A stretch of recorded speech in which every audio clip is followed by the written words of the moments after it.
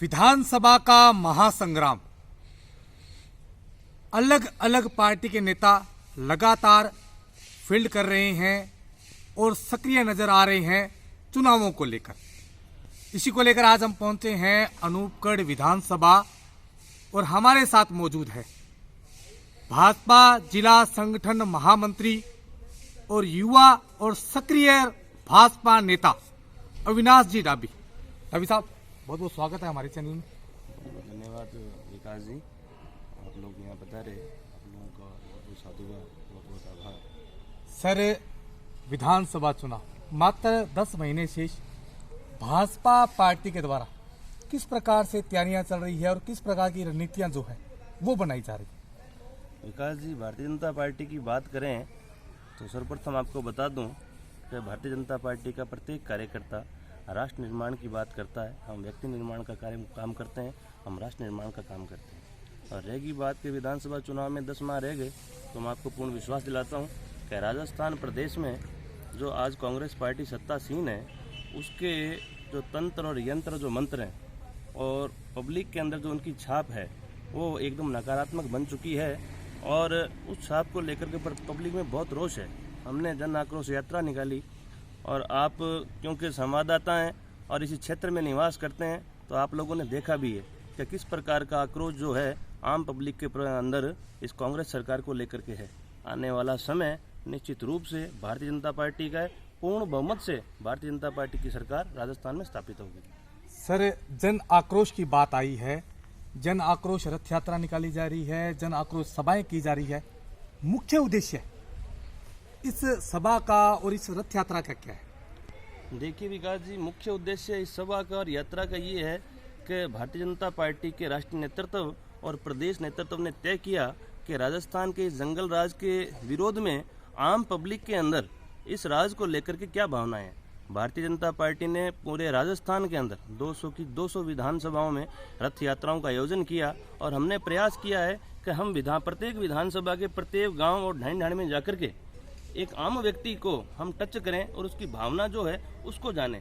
हमने एक शिकायत पेटिका भी रथ यात्रा में साथ रखी थी और हमने एक प्रपत्र भी दिया जिसमें आम व्यक्ति जो है अपनी जो निज समस्या है उसको लेकर के उसको लिख करके उस पेटिका में डालें। आपको आश्चर्य होगा कि गंगानगर जिले के अंदर 60,000 से ऊपर शिकायत पेटिकाओं के अंदर जो है हमारे पास इकट्ठी हुई। तो मैं आपसे कहना चाहूँगा कि जन आक्रोश यात्रा के अंदर हमने आम आदमी को छूने का प्रयास किया है और उसी दिशा में हमने सभाएं भी की है।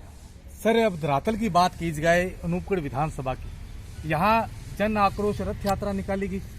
रथ यात्रा में देखा गया कि कई स्थानों पर वर्तमान जो विधायक है उनका विरोध नजर आया। कहीं एमपी साहब से नाराजगी, कहीं एमएलए साहब से नाराजगी, यह कहीं पार्टी की गुटबाजी। क्या कहेंगे इस नज़ारे को देखकर? देखिए, देखने का नज़रिया अपना अपना होता है, क्योंकि रथ यात्रा में मैं प्रथम दिन से लेकर के अंतिम दिन तक साथ था। और क्योंकि राजस्थान में कांग्रेस की सरकार है और अनूपगढ़ विधानसभा में भारतीय जनता पार्टी के विधायक हैं, तो हो सकता है कि छोटी मोटी कोई नाराजगी किसी की हो, लेकिन बड़े पैमाने पर ऐसा कुछ सामने नहीं आया है। मैंने देखा है कि पूर्ण रूप से अनूपगढ़ विधानसभा का जो प्रत्येक नागरिक है भारतीय जनता पार्टी के कार्यकर्ता से और भारतीय जनता पार्टी की काम की जो शैली है उसको लेकर के संतुष्ट है। और उसी का परिणाम है कि अनूपगढ़ विधानसभा में रथ यात्रा जो है सक्सेस रही, सफल रही। और गढ़साना में जो सभा हुई आक्रोश यात्रा की, जिसमें हमारे आदरणीय यशस्वी, तेजस्वी और ओजस्वी प्रदेश अध्यक्ष आदरणीय सतीश जी भाई साहब पधारे थे, आपके सामने सफल सभा हुई और उस सभा के अंदर आगाज मोटा मोटी रूप से हो चुका है कि आने वाला समय जो है वो भारतीय जनता पार्टी का है और राजस्थान में भारतीय जनता पार्टी का परचम जो है पूर्ण बहुमत के साथ लहराएगा। सर, कांग्रेस सरकार के द्वारा भारत जोड़ो यात्रा और अब कहीं ना कहीं हाथ से हाथ जोड़ो यात्रा निकाली जा रही है और केंद्र सरकार पर लगातार प्रहार किए जा रहे हैं और बार बार से ये आश्वासन दिलाया जा रहा है, ये कहा जा रहा है कि फिर से राजस्थान में कांग्रेस की सरकार जो है वो काबिज होगी। कहां तक सिद्ध माने इसको? देखिए विकास जी, भारत जोड़ो यात्रा की जहां तक बात करें, इन्हीं कांग्रेस पार्टी के जो युवराज हैं माननीय राहुल जी, राजस्थान के अंदर इन्होंने अपना एक घोषणा पत्र जारी किया था और उस घोषणा पत्र के अंदर स्पष्ट रूप से इन लोगों ने कहा था कि हम सरकार बनने के साथ साथ 10 दिन के अंदर ही राजस्थान के किसान का संपूर्ण कर्जा माफ कर देंगे। आप गवाह हो इस बात के कि इस विधानसभा की बात कर लें तो शायद आपको एक भी किसान नहीं मिलेगा जो ये कह दे कि साहब मेरा कर्जा माफ हो गया। दूसरी बात, इन्होंने घोषणा की थी युवाओं के लिए, कैसे युवाओं को जो बेरोजगार है उनको हम बेरोजगारी भत्ता देंगे। आज तक किसी भी बेरोजगार को बेरोजगारी भत्ता ये सरकार नहीं दे पाई है। कानून व्यवस्था की बात करें, लॉ एंड ऑर्डर की बात करें, तो लॉ एंड ऑर्डर जो है पूरे राजस्थान के अंदर जो है वो फेल हो चुका है। अराजकता का माहौल जो है वो राजस्थान में बन चुका है। और भारत जोड़ने की जहाँ तक बात है तो मैं आपसे ये कहना चाहूँगा कि किस भारत की बात करती हैं लोग। आप इतिहास पढ़िए, आप पीछे जाइए थोड़ा सा। जो भारत अखंड था उसको खंड खंड करने का काम भी राजनीतिक लालसा के चलते इनके पूर्वजों ने किया था। एक तरफ हमारे आदरणीय मोदी जी हैं, अनेक ऐसी योजनाएं जो आम जन को सीधे सीधे लाभ पहुंचाती है। मैं आपको योजनाओं के नाम गिनाऊंगा तो बहुत समय लग जाएगा। आम आदमी को उन योजनाओं से बहुत लाभ हुआ है। 1 रुपया जब केंद्र से चलता है आम आदमी के लिए तो वो 1 रुपया उसके खाते में पूरा पहुंचता है। यूँ नहीं है कि 1 चला और 10 पैसे पहुंचे। तो मैं आपसे कहना चाहूँगा कि भारत को जोड़ने का काम आदरणीय प्रधानमंत्री जी के नेतृत्व में हुआ है। धारा 370 इस चीज़ का उदाहरण है, जिसको लागू करने के लिए 56 इंच का सीना चाहिए जो हमारे प्रधानमंत्री जी के पास है। भाजपा के प्रदेशा अध्यक्ष गड़साना सभा करते हैं, जन आक्रोश सभा, और जहां आपकी नज़र है वहां मेरी नज़र है। सुर्खियों में नज़र आए आप, और लगातार इलाके में सक्रिय नज़र आ रहे हैं, और कहीं ना कहीं सुर्खियों में देखा जा रहा है कि इस बार आपको एक बड़ा चेहरा भाजपा से माना जा रहा है। लंबे अरसे से आप विधानसभा टिकट की मांग भी कर रहे हैं, और इस बार देखा जा रहा है कि काफ़ी सुर्खियां देखी जा रही है आपके नाम से। क्या कहेंगे, क्या भाजपा इस बार दाव खेलेगी? देखिए विकास जी, ये पार्टी की एक रीति नीति होती है कि प्रत्येक कार्यकर्ता को भारतीय जनता पार्टी में अवसर दिया जाता है। और जहाँ तक सक्रियता की बात है तो पार्टी ने मुझे एक महत्वपूर्ण दायित्व जो है वो सौंप रखा है, जिला महामंत्री का। उस दायित्व के निमित्त पूर्ण समर्पण भाव से काम करने का प्रयास मैं करता हूँ। कोशिश करता हूँ कि जो भी रीति नीति ऊपर से बन करके आए वो धरातल पे उतरे। उसी को लेकर के क्षेत्र में नहीं, पूरे जिले के अंदर जहाँ जहाँ प्रवास करने पड़ते हैं वहाँ प्रवास भी करते हैं, कार्यकर्ताओं का निर्माण भी करते हैं, और जो भी पार्टी का काम आता है उसको बूथ स्तर तक पहुँचाने का काम भी करते हैं। रही बात चुनाव की, तो क्योंकि भारतीय जनता पार्टी के कार्यकर्ता हैं, पार्टी हमारी माँ है।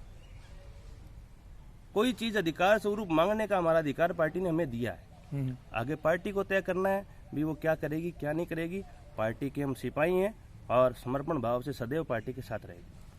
अगर पार्टी आपको टिकट देती है और इस यहाँ विनूपुर विधानसभा से आप विजयी होते हैं तो प्रथम प्रायोरिटी इलाके के लिए आपकी क्या रहेगी? मेरी प्रथम प्रायोरिटी तो ये रहेगी कि बॉर्डर क्षेत्र पर स्थित होने के कारण ये विधानसभा क्षेत्र काफ़ी पिछड़ा हुआ है।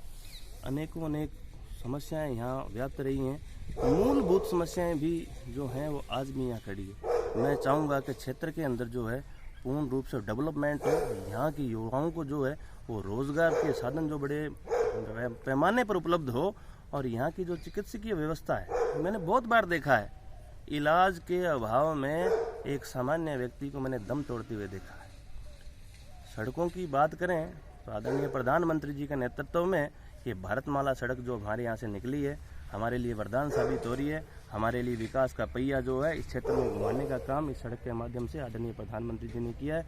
और जो जल, पीने के जल की बात करूं तो आज भी अनेक गांव या ढाणियाँ ऐसी हैं जहां पीने के लिए पानी नहीं है। हर घर नल, हर घर जल हमारी केंद्र की एक महत्वपूर्ण योजना है। उस योजना को और उस योजना के माध्यम से आदरणीय प्रधानमंत्री जी ने प्रत्येक घर में जल पीने का पहुंचे, इसकी व्यवस्था उन्होंने करने का प्रयास किया और उसको धरातल पर उतारने का पूर्ण रूप से प्रयास किया।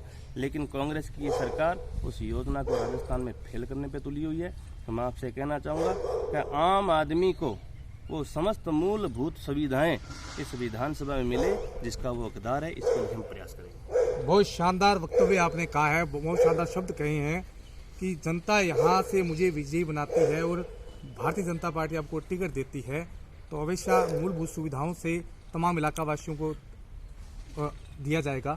सर अब अंतिम जो मेरा क्वेश्चन है कि 26 जनवरी का पर्व आ रहा है, तमाम इलाका वासियों को, देशवासियों को क्या शुभकामनाएं, क्या संदेश देना चाहेंगे?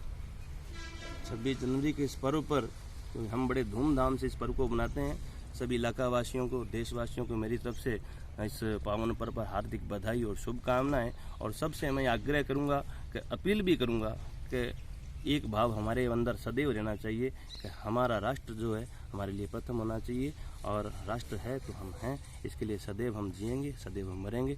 पुनः मेरी तरफ से इस गणतंत्र दिवस पर समस्त इलाका वासियों को और देशवासियों को हार्दिक बधाई, और आप लोगों को भी हार्दिक बधाई और शुभकामनाएं। बहुत बहुत धन्यवाद। बिल्कुल, ये थे हमारे साथ भाजपा युवा सक्रिय व ओजस्वी नेता अविनाश जी डाबी, जिनका कहना है कि राष्ट्र निर्माण और राष्ट्र की एकता ही हमारे लिए सर्वप्रिय है, और विधानसभा चुनाव को लेकर ताल जो है वो ठोक दी गई है। अब देखना यह है कि दाव किस पे खेला जाता है और किस और ऊंट जो है करवट बदलता है, ये तो आने वाला समय ही बताएगा। लेकिन सक्रियता समूचे इलाके में जो है वो नजर आ रही है। मैं मेरे सहयोगी रमेश के साथ विकास पारिक, डीपीके न्यूज, अनूपगढ़।